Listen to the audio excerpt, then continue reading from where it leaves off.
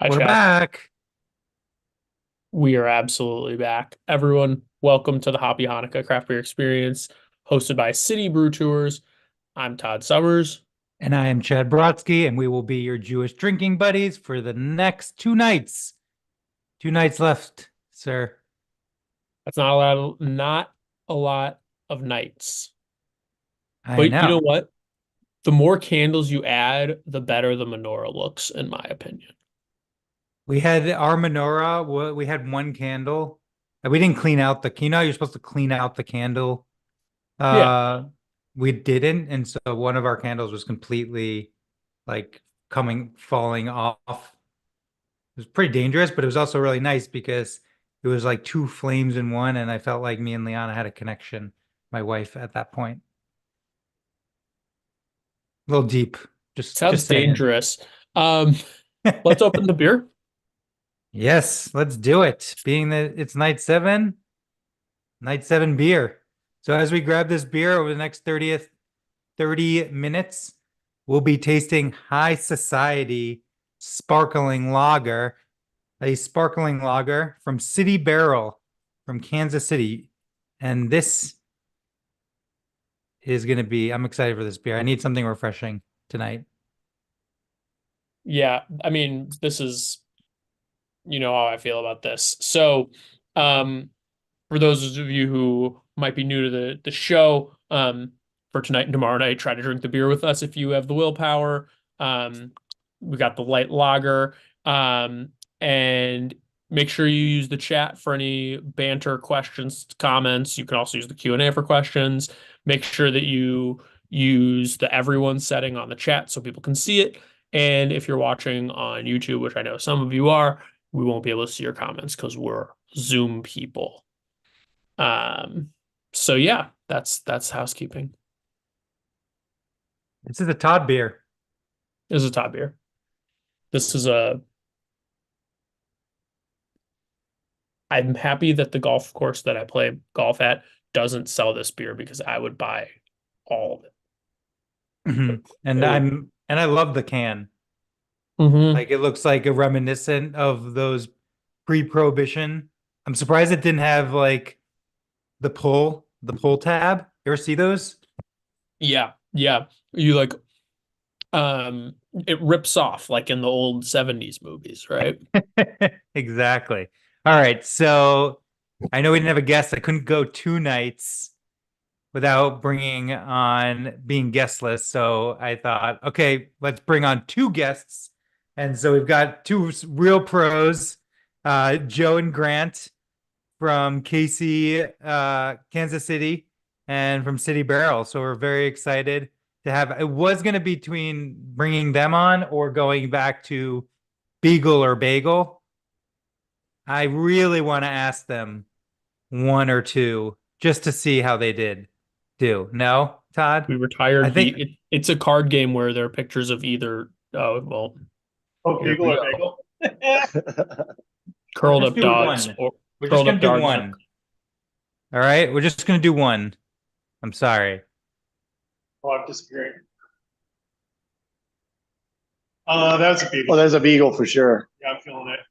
You're correct. It is a Yeah, black. yes, huge. All right. I don't know they We're were done with like that. dark colored Beagles. I only see those tricolor ones made. It's Yeah. actually not beagles, they're dogs. It's Oh, it's dogs. Heard. it's just beagle and bagel sounded better. Man, that was even riskier then. Mhm. I I was like, think we'll figure every this out. year, Todd, I think every guest we should ask that question too. You could add it to the Chad 5. Done. Name, Do it. job title, um where you're from. Is this a beagle or a bagel? Yeah. I think we might even have to add it to our live stream for the City Brew Tours Beer Club. And maybe not Christmas, but Something definitely the beer club. something we'll teach you at some point is too much of a good thing, but not tonight. All right. All right, guys. Welcome to Hoppy Hanukkah Night 7. And so, as Todd alluded to, we like to start with the Chad 5, which is really only 3 questions, but that's fine. We won't get Nice. into the nitty-gritty of how to count to 5. And so let's start with Joe. name, where you're from, and job title at City Nice. Barrel. Joe Giamacco. I handle all of our front of house operations, accounting, HR.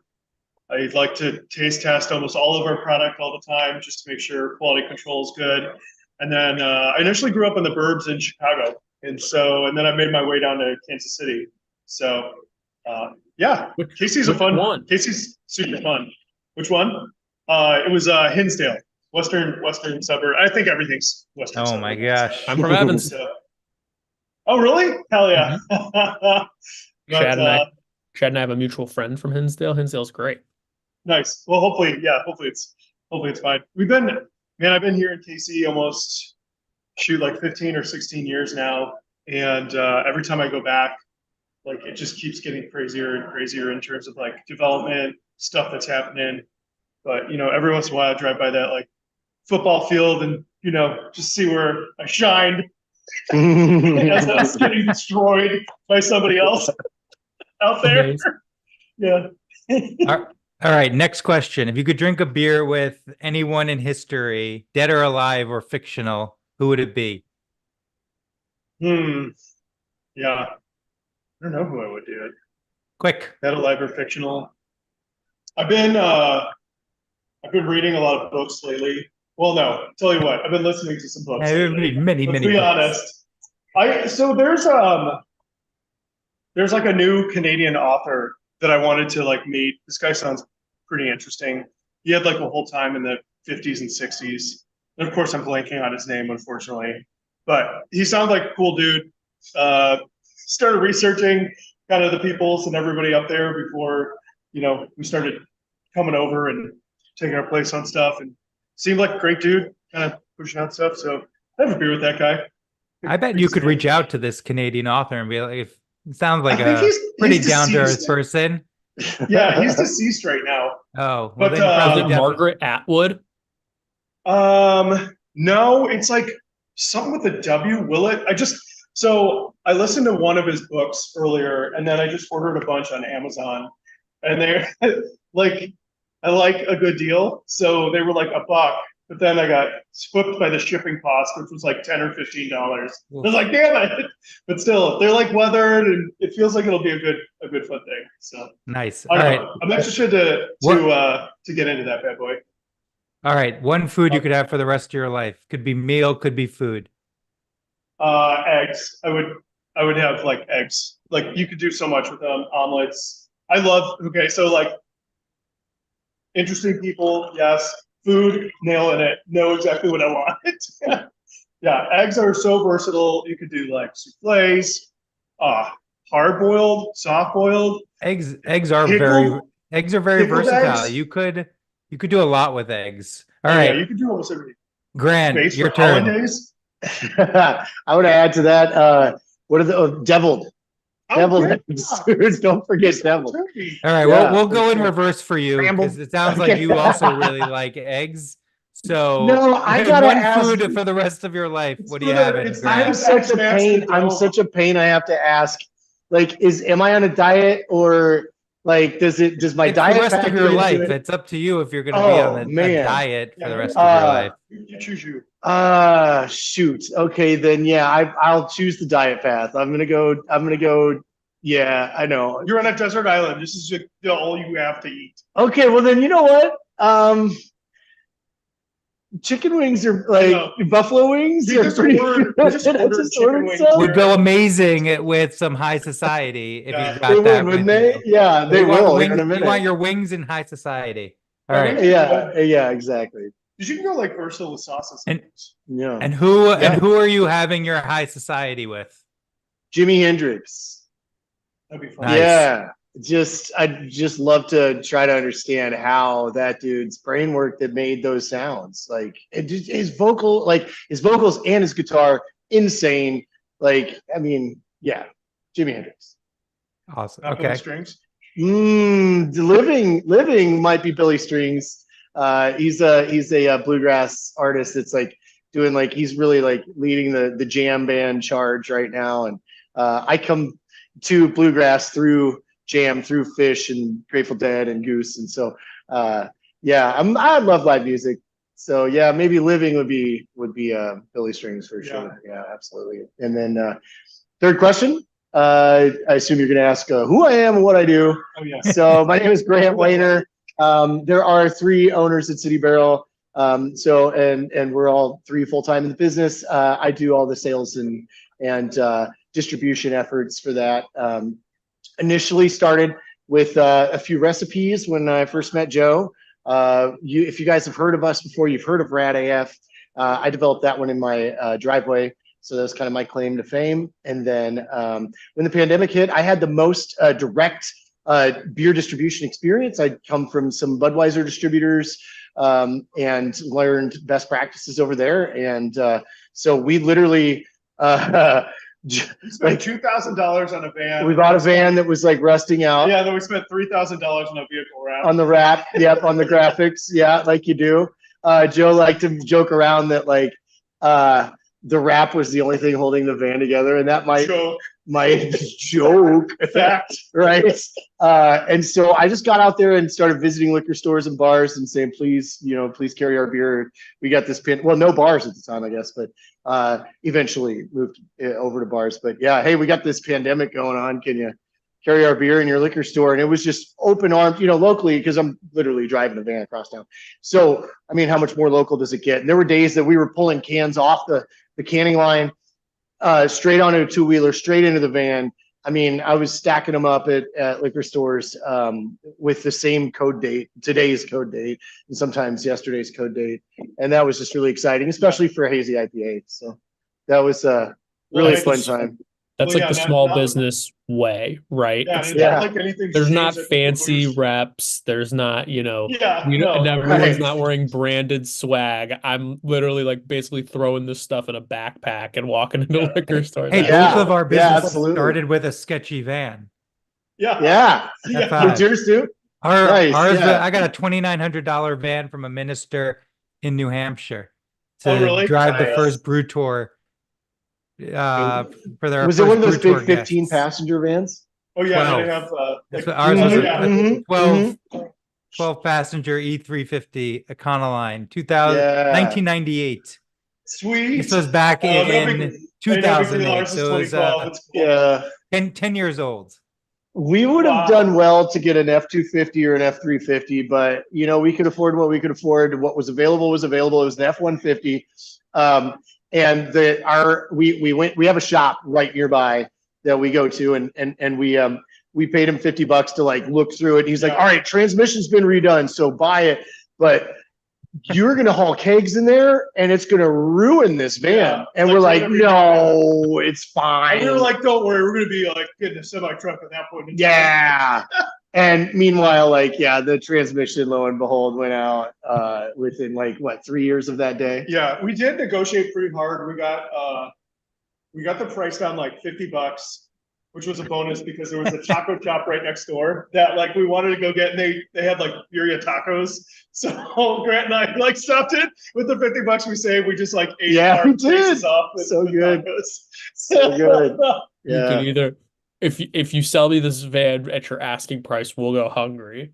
And I can't go hungry. So. Exactly. Sorry, it's all I got. And it was great too because Chad, you just gave the high five, the small business shout out, high five. But same guy, this guy is just a small business. He's just trying to sell vans.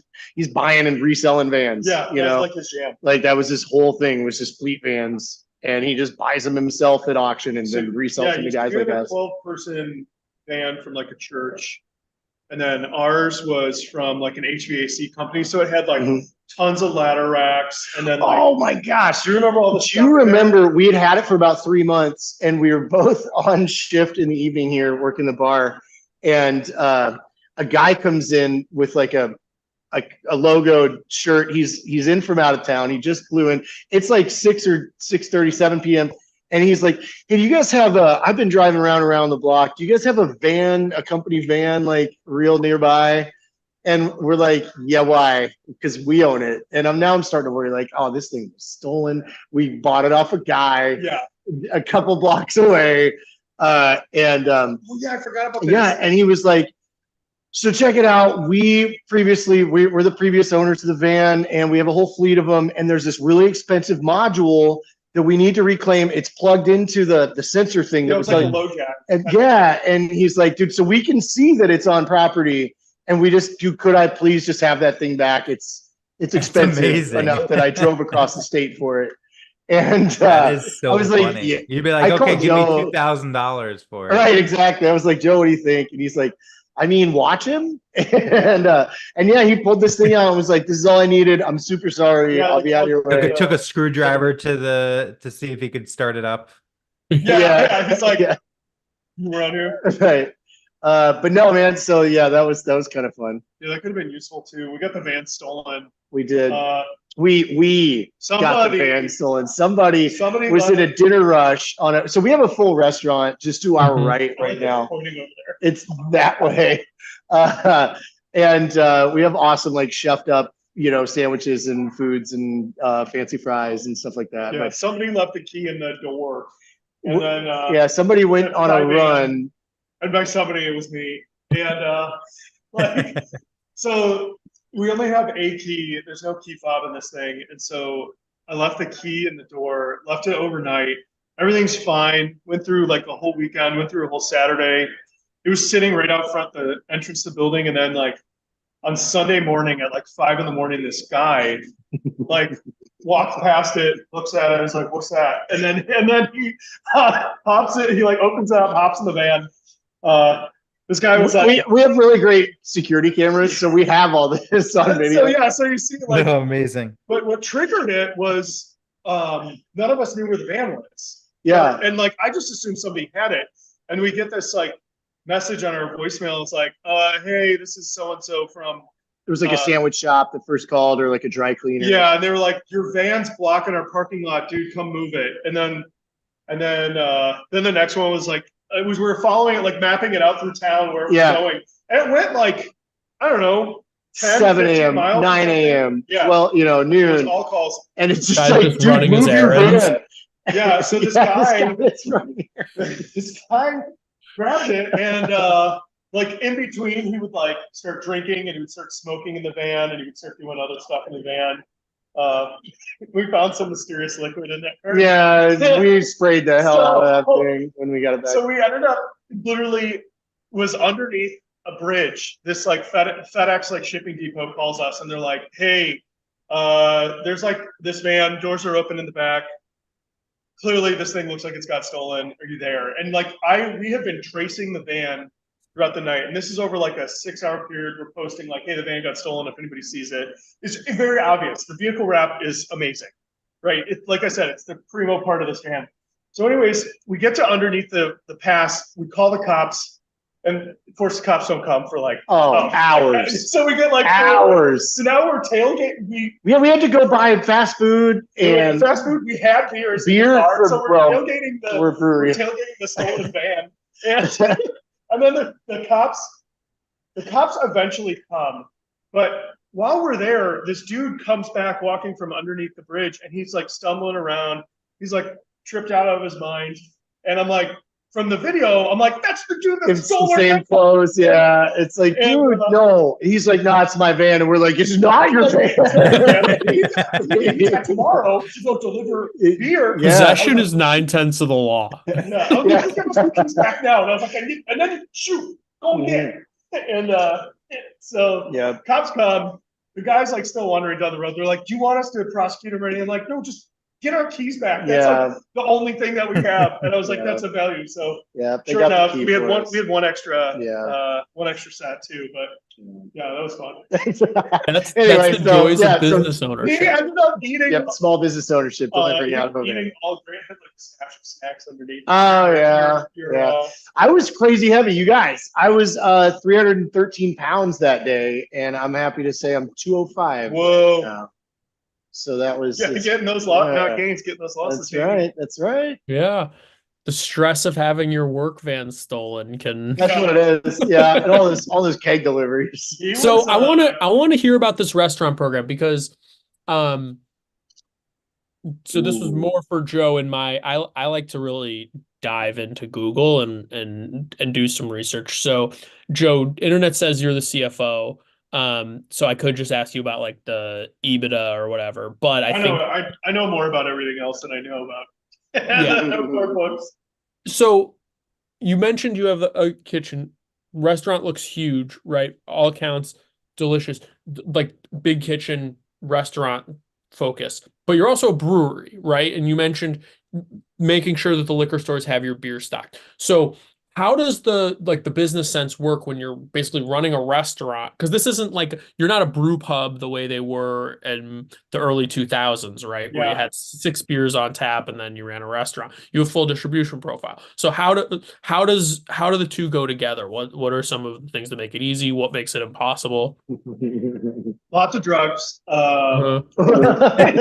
And then we just I don't know. We have great partners. So like Grant handles like his shit, and then our other partner James handles a lot of like the beer creation and the brewing side.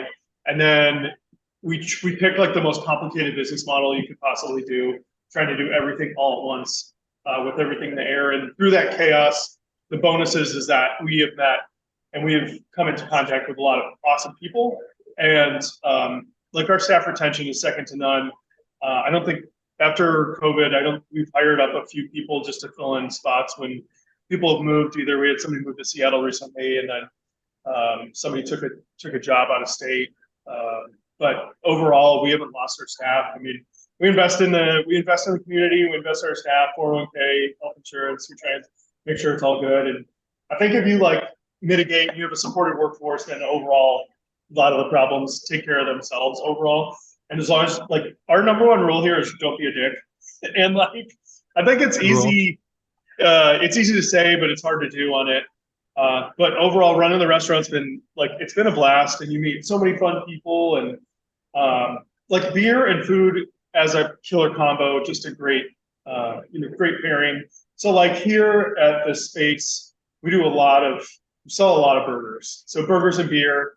We're getting ready to open up a second spot. We got the privilege of being able to take over an old beer bar that had kind of pioneered some of the liquor laws in Kansas City to allow for more craft beer and stuff to come into the play. And so Guy'd been operating for like 10 years. And he was just really tired after COVID. Plus, I kept wearing him down. I was like, tell me when you're ready to be done. Tell me when you're ready to be done. Are you ready to be done? Let's go have a drink. Let's go complain about stuff. And so he finally called us after me calling him constantly, and he was like, "Hey, I'd love for us to have a chat." And so, so we're going to continue that next journey of our beer and food kind of pairing. And so, beer and pizza. I think my next dream would be beer and tacos as like the final deal. I mean, I don't know. For me, beer. The next like beer and what's the next beer and food item? For me, beer and concerts. Well, yeah, beer and music. Yeah, for sure. Little concert Yeah, that'd be a outdoor. good one too. Yeah. I don't know. That's Yeah, our thing. so- It's just mixing, like putting the two together. Yeah, you I need think more. have to enjoy You it. need a draw. You need, like we beer is fun is one of our taglines, and we feel like we need. You can't just have beer. You got to have something else. Yeah. You know what I mean? Bring something fun. Bring something. But speaking of beer, we've been just the van story. We've been so enamored by that. I feel like we need to just let's talk about high society because Yeah, that's what everyone has do at it. home. Tell us about high society. So it says sparkling lager on there. Don't let that throw you. I go to all of our beer festivals and people are like, what does that mean? So this is it's a parody label. They have the champagne of beers. We have the sparkling wine of beers. Champagne of beers was trademarked. So that's what we're left with. It's an American light lager. To me, it is exactly what you would want a craft brewery's American light lager to taste like. It is full malt. It tastes fantastic. It's dry. It's crisp. It's clean. It's refreshing. It does have a touch of residual sweetness to it, but it's got that breadiness, that graham crackeriness, and then we throw some more modern hops at it just to kind of brighten it up, freshen it up, make it good. For us in the tap room, so pairing beer and food. So one of our main beers is a big hazy IPA called Red AF, and I love to always throw that we won a medal for it last year in 2022, which is great. Oh, Grant's going to touch something. So I'm disappeared. So we won a medal for this thing, but the bonus is that it's rich, it's nice, it's good, but like after you drink a hazy or two, you're like, I need something. You're heavy. So like this beer was our answer to, hey, just give me a freaking beer that I can just enjoy.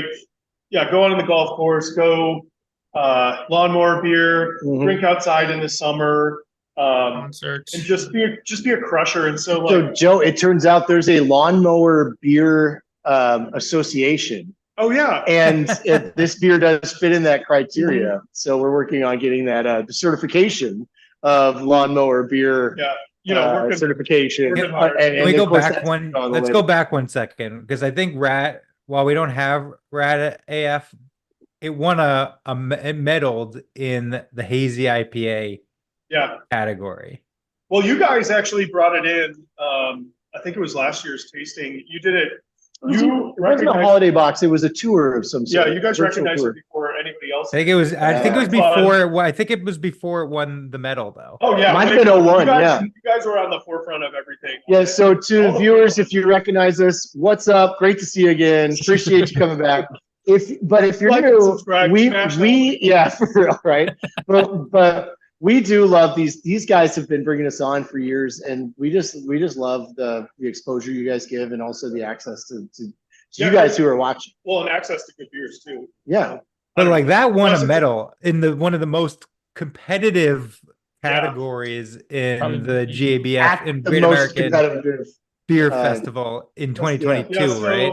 Like that's just crazy in itself. Because how many breweries submit? it was A the most. hazy- I was at GABF in 2022. It was, wasn't it? It was like over 500. Is that right? Yes. So it's the second most submitted to category. The first most being traditional American IPA, which is we would call West Coast IPAs. Only by like 30 more entries. So they're both in the 500s, but they're like 30 apart from each other. So it was the second most traveled category, and to win that, and even though it is a bronze, but I mean, if you've ever been a part of beer judging, You medal in that category. it's insane. Doing something. Yeah, like right. we could brew our hearts out for the next 20 years and not expect to medal again. Yeah, And the ever, difference, the taste difference between first, second, third, and even for top 10 in that is just you can't, like, it's. one of the cool things. Did you do it? That would have been interesting if you like put No, the top 5 next to each other, blind tasting. Well, so the coolest part was Small that, brewery out of California took gold that year, and so Yeah. we couldn't get access to it. well, don't tell Grant, but a bunch of people, because we won, so people that were either out in California or whatever, they went and grabbed it, and then in Texas was the second place. And so people were traveling around, and they came to us first, and they were like, "Hey, give me a rad, and then I'll bring you back." to Oh, the I didn't know place that. That's way cool, dude. So I tried all of them; they were great. Yeah, were they all like legit? Oh, dude, they were incredible. Every single Yeah, one was unique yeah. and different. And then, I mean, obviously ours was the best, but whatever. So that was like a cool unintended consequence of it. And then, of course, there were like every single brewery representative was there to walk up on stage for the first place and for the second place. And then our jackass brewery, no one was freaking there. We weren't Like, there. We never not gonna win. Yeah. It's the most highest contested category ever. And again, we drive beer around in a van. We don't have like travel. That to van these can't get all the festivals. way I mean, to. it's you got a good. different It's Not there. van. risking it. If it did, it would be full of beer, though. I'll tell you that. 2022. So I just looked up the winners. All three of you could have medaled for names. Oh, Yeah. yeah, they're good names. The gold medal beer was Anheuser Kusch, Yeah, And- that's right. That's right. and the silver was IPO IPA. Yeah, that's great. I They're love like that. tremendous. And then there's Yeah. Rad AF. That's got to be the best Yeah. category for like best named category. Yeah, I It's always agree. so fun. Those And what's fun is categories. the judges are double blind, so they have no idea. So that was just on accident. Did you send Rad AF to the winners booth for this year? Not That's a James sure. Yeah, a third business partner. That would have been. I'm sure we did. Yeah, I mean, Or we're do very you- involved. when you Everything- all the- submitted- everything the Brewers Association does for competitions, we're involved. Yeah. Like we're right on top. Yeah, we always How many categories will you submit at GABF? We like to do 60 3. barrel submit. Yeah, we like to do 3, and it's just whatever our strongest. Always It's also rad. really expensive to do. It really is, and it's To super ship time it. consuming. That's So what So everyone's- last year we were the shipping hub for everything for the local, just like probably in every single state, like craft breweries are freaking awesome. Like Kansas City has a nice and growing beer scene. We're supported here by Boulevard Brewing Company, which started out in 1980 something. 88. The guy named John McDonald, and he really pushed the craft beer scene. So we didn't have to spend a lot of time like developing and letting people know what a craft beer was. Of course, like the first beer that started off that was popular was a wheat beer, and then it moved to a pale ale. And like our water profile here in KC, like if you want to make like an old school, like bitter American pale ale, it's perfect for that. It's not good for anything else. right, So- yeah, totally. So making like hazies and making lagers and stuff, we treat the water to make sure it tastes good. We were talking beagles and bagels, and so like just like bagels and just like New York pizza, the biggest ingredient in beer, are this lager, I mean, sits around like 5% or whatever. So 95% is something else, and the majority of that is water. So as long as the water tastes good, it's one of the most overlooked. Yeah, I read books. It's one of the most overlooked items in there. And, people just don't pay attention to it. And as long as the water tastes great, usually, and fermentation's good, then you're okay in the rest of it. So, I don't know. It's a big Follow-up piece that I question. think is important. Follow-up question to your GABF winning beer. You're in Kansas City, so the other important things in Kansas City currently, Taylor Swift. Yeah. Yeah. Can we have, has Taylor Swift becoming a fan of the Chiefs helped your business? So we do a lot of themed trivias, like our big thing is building a community. And so we did a whole Taylor Swift trivia session just like a couple weeks ago, and the whole place like sold out. It was nuts. I would love to say that it definitely helps the city. Did it help the brewery? We sold out of it was vodkas and sodas that were the #1 seller that day. Yeah. we sold out of Tito's and every single local vodka that we had. Yeah. So maybe the Taylor Swift card, not always like a craft beer supporter. Yeah. We did sell a lot of sparkling lager, as long as it was light and easy to drink. That was like, it was selling that day. How does sparkling lager do compared to the rest of your portfolio of beers in the market? It's different in the tap room versus out in the market. Oh yeah. It's really hard for I think a craft brewery. Well, I'll let you talk about the market. Yeah. So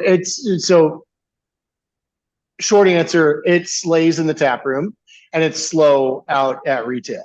And that's just because like when people, and we do have a full bar, but we know that customers are going to come to us in groups, and there's going to be somebody who's like, I only drink Bud Light, Miller Lite, Coors Light. What do you got? And there's also beer nerds that are going to say, give me your most serious lager, because I want to taste how clean it is. And I hope that everybody that tasted theirs today tasted like we're usually not this braggadocious, but at least my glass has 0 off flavors. It is very clean.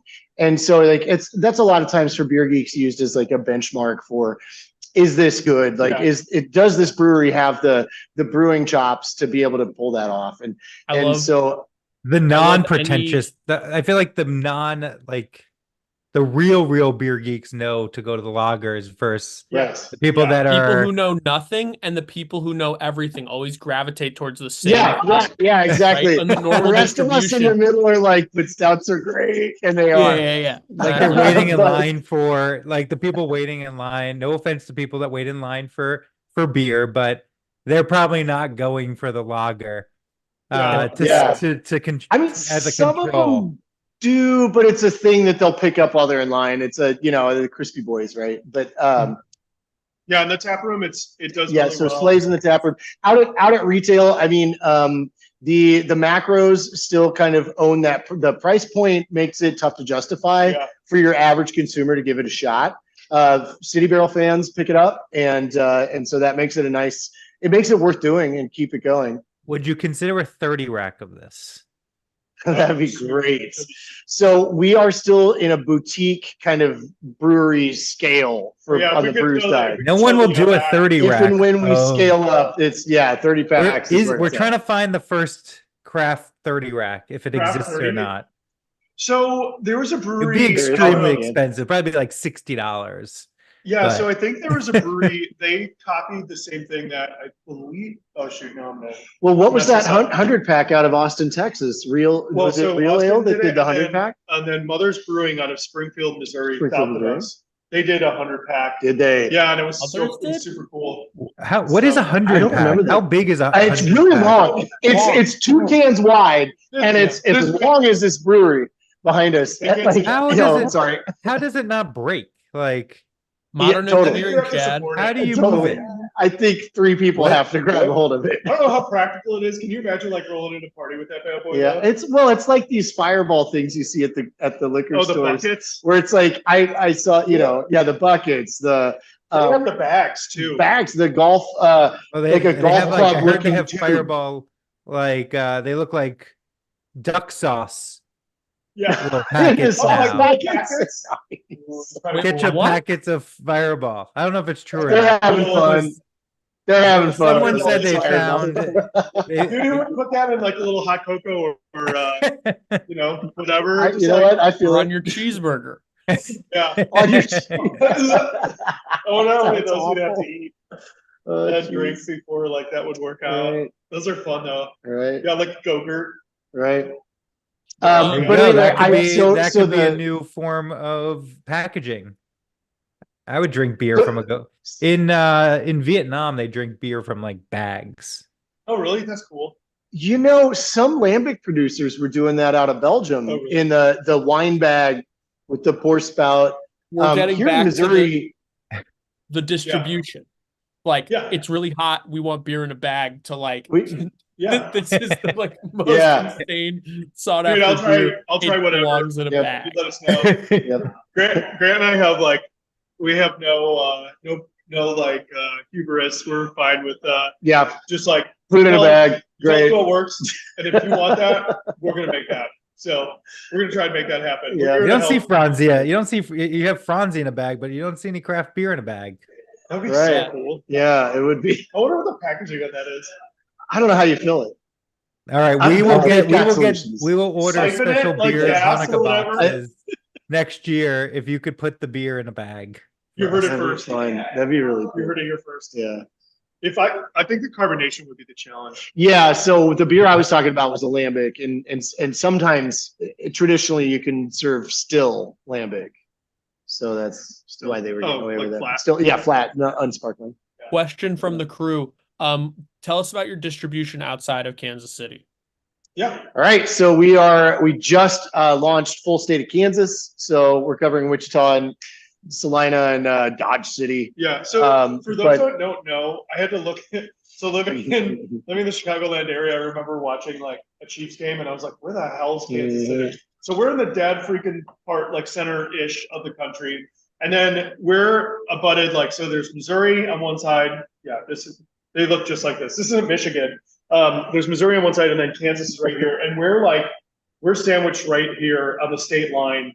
So literally from our brewery, it's a mile and a half away is the Kansas side. Yep. So literally, we're technically in Missouri. You're not in Kansas anymore. It doesn't apply to us. Oftentimes, right there. Yeah. When big time touring musicians come through town, a lot of times and it makes sense too, because Oklahoma City is firmly in the center of Oklahoma. Yeah. Michigan City is in Indiana though.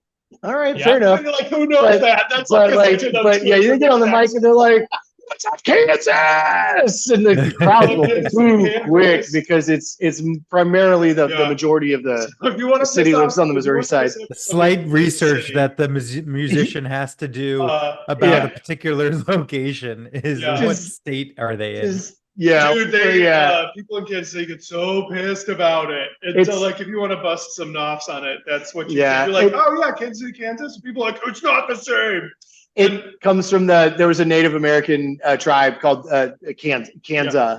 And then the territory of Kansas was named Kansas after that tribe, well after Missouri was established. But the town of Kansas was established, which became Kansas City, was established before the state of Kansas. And for all those old like 80s, 90s kids, St. Joe, Missouri was the start or like a major stop on the Oregon Trail. Yeah. And so that's Jesse James. Yeah, that's a little north of us. Yeah. That was the initial like hub of Missouri where everything happened. And then like I think we're like 60 miles south. Well, we're on the river. We're on the Missouri River, which feeds into the. Oh, we should do a collab with River Bluff. Those dudes are awesome. Yeah. So those guys. Oh, sorry. Oh yeah, totally. Not to like sound like I am ADD and stuff. But anyway, really, let's bring it back and say the question was, where do you distribute? Scott, thanks for the question. Really, just Kansas and Missouri. We do have aspirations in coming years to get into Iowa, Nebraska, but again, we're boutique, we're small. Unless we were to build out a really big, bigger, production facility, that's about as far as we can get. Yeah, for a while. How many barrels this year? This year we are pushing like 3,000 produced, 3,500 produced, somewhere in there. So 6,000 kegs ish. For everybody, and I don't know how many cases Is anyone in that's 30,000 cases or so. Is anyone in Kansas City doing any like contract brewing where if you don't if you wanted to scale could? Nothing really good. No, we've contemplated doing that with like because Rad it'd have to come out of Chicago if we were Rad and then the freight a bit of our like production time and everything like that. And the brewers kind of get tired of making it every once in a while. They never get tired of drinking it, but they're like, can we just make something else? And I'm like, sure, once we're finished making Rat. Yeah. So, and then by that time, the day is over. But I looked it up. We featured Rad. We featured Kansas City in February of 2022. So that was super fun. Right before the metal. We did Good Luck American Lager. So another. Yeah, we did Good Luck. Oh yeah, we did Rad. That was brewed in an oak fooder, like an oak traditionally used for wine maturation vat. Yeah, it was a massive 1,000-gallon. Yeah. So the previous limits. So we ended up handing off our distro to another like a wholesaler. But before we were self-distributing, the limit of our distribution area was how far a tow truck would go because to pick up our shitty van. Yeah. we drew on a map. We're like, all right, AAA will cover to like up here. So Grant, you can deliver over to here. Mm-hmm. But if the van goes past this, we're never getting it back. So you choose. That was our initial like 3-case minimum the further out you get. Mm-hmm. I forgot we did that. We did. It's a whole meeting. We had a whole meeting about it. We're gonna do because we're running up on time, and I think the four of us could easily talk for hours, and next year we could probably touch on just about every subject. But I wanna get it back to you. So what's the 2024 plan? What should we expect? What are you excited for? Yeah, like so we just finished up all of our planning. We've got a lot of really exciting beers. We're doing a hop water, which in this market has kind of been hitting. Finding an NA is really cool. And so we've been really leaning into Rad as the brand and things like that for what we've been doing. So we're coming out with, we've done a whole series of Rad. And I think for craft breweries in general, like focusing on a brand is going to be the key for success for craft breweries and figuring out what you can do well. So you're talking line extensions, flavor extensions. Yeah. We always do an ice cream truck series. that we're partnering with a local ice cream company. So like Makes orange it very- creamsicle, hazy IPA, Yeah, like raspberry- strawberry shortcake bar, raspberry lime sherbet. Sherbet, yeah, you said the R. Sherbet. Oh, sherbet. Sherbet. Sherbet. Sherbet. Sherbet? Sherbet. B-E-T. And then we're also, man, it's been like year of the lager for the breweries for the last like 5 years or so. And so we're diving into just a taproom only lager series of like, I call them the fancy pants lagers or like the import lager type stuff. So, but we're gonna take an old school type recipe and then use modern hops with it. Our newest, like obviously all the New Zealand hops are so fun to play around with and work with for us whenever we can get access to those. And then we're partnered with like a local bakery too, so we're going to do some fun pastry beers. Yep, cinnamon roll. Like that kind of inspired thing. off. This place Orange. has been in Kansas City for almost 50, 60 years. It's McLean's Bakery. Snickerdoodle beer. Yeah, they make this like insane. It sounds not that appealing, but it's like this almond like nut. No, it's a pecan cookie, but it has this frosting that like you just want to live in. It's so good, and so I'm really excited to see the science behind it and then taste that beer. Yeah, pecan sandy. Yeah. It'll be really fun to see that, and then opening our next spot, the pizza, City Barrel Pizza and Patio, in the space of an old beer bar is going to be so crazy cool. Just because, I mean, this craft beer bar, he calls it a beer bar, but I mean, they really blazed the trail for, I mean, they were the thing, for the last 10 years of craft. Just, it was an institution locally.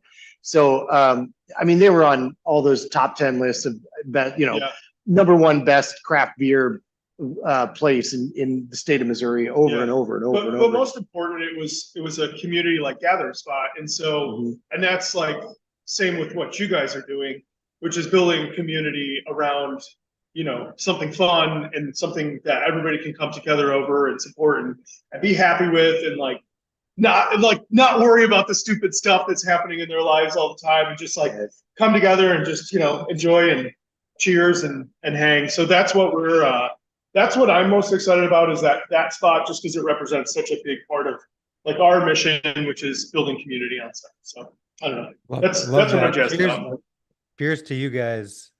I drank Thank my you. beer in like 20 minutes, I think. Just down the Thank gullet. you guys for coming Always. on. It's always an awesome time. Seems like John is part of the beer club, so you're interested checking out the beer club to see, plugging in that beer club, exploring new cities every month.